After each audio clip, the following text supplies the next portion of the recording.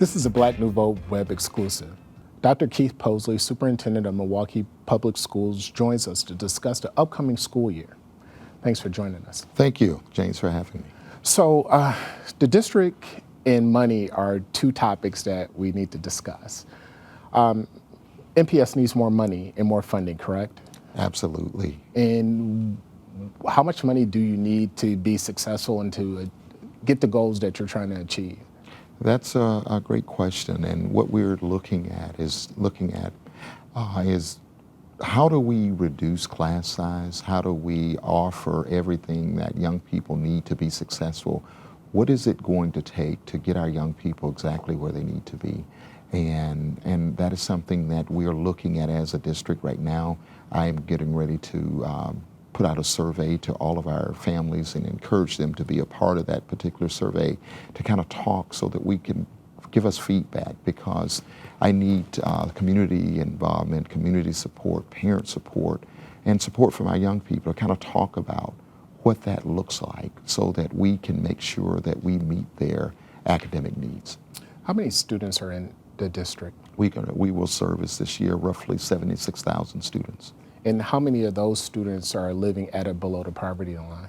At or below the poverty line is 83% of our students. 83%? 83% of our students. So one thing that comes up a lot is this whole issue of trauma, right, and kids dealing with a lot of issues in their neighborhoods that they bring to school before the teachers even get to them. You hear shootings and sirens every night.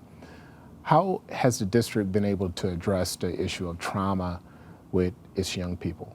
One of the things that I have done, we have a number of different things that we've done over time, and one of the things that we have done is this year in the 53206 zip code, I have set aside funds for a trauma-informed care specialist that I have housed in all of the 53206 schools.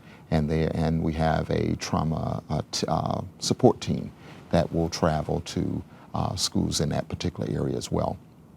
But over the years, we have Project Excel, Project Aware, and different groups that are working on a daily basis with our young people, our school psychologists and social workers, as well as school counselors have been trained in trauma-informed care. What impact does trauma have on education? It plays a great impact on education, because if a young person is not prepared and ready to learn and ready for the education experience, it's very difficult to get focused.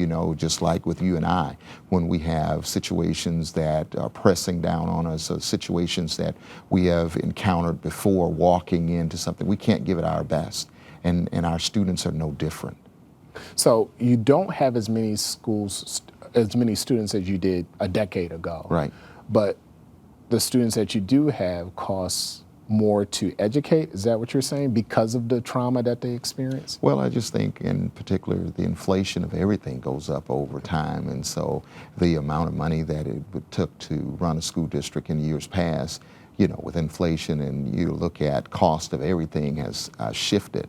And I will say to you, like I shared with you, 83% of our students and a number of our students in the district are coming from social disadvantaged situations. And so with that, there's a number of things that we have to do as a district to support our young people coming in the door, because we want them to have, from an equity standpoint and an equity lens, to make sure that they have that same experience that any child in any classroom across America would have. On the issue of homelessness, how many students in the district deal with that on a daily basis? Basically, about 6.5% of our students deal with that on a daily basis. And that's roughly how many students? That's roughly about 5,000, a little over 5,000 students that are. So how does the district handle that? What do you do? Do you assist in housing? I mean, do you assist in programming? How do you deal with that issue? Well, we have a McKenty-Vento Act, which makes sure that we keep our young people whole. And so therefore it's transportation to, back and forth to their location, wherever they may be staying at that particular time, if it's a shelter or wherever they may be, maybe with a relative. We have transportation that will take them back and forth, and so to make their school environment whole as far as field trips, and there's money to fund field trips and things that young people need on a daily basis from the academic standpoint. Now, we talked about this before, that school is more than this reading and math. Are you working to bring back some of the art programs and things like that that could help students in those ways? Absolutely. I put 90 cents of every dollar of this year's budget into the classrooms. That's truly where the rubber meets the road. Along with that, our strong focus and emphasis on the area of music, instrumental music, traveling music teachers, art, physical education, library media specialists. Children needs to be able to go to the library, read books, and then also to look at this whole thing around reducing class size to make sure that we can get our young people exactly what they need. Reducing class size, last question for you. How big are the class sizes today in PS compared to like 5 years ago, teacher to student ratio? I think it's pretty much similar because we have a number of programs, and you will never find, like in a high school, we are looking at class sizes to never, in between 28 to 32 students per class. And then as you go to the elementary levels, that's basically our foundation area. We have some classrooms where they are 15 to 1, we have 18 to 1, 21 to 1, and basically our bigger numbers are in the neighborhood of 25 to 1. So we believe in small group dynamics and making sure that our young people to teacher-student ratio is in place.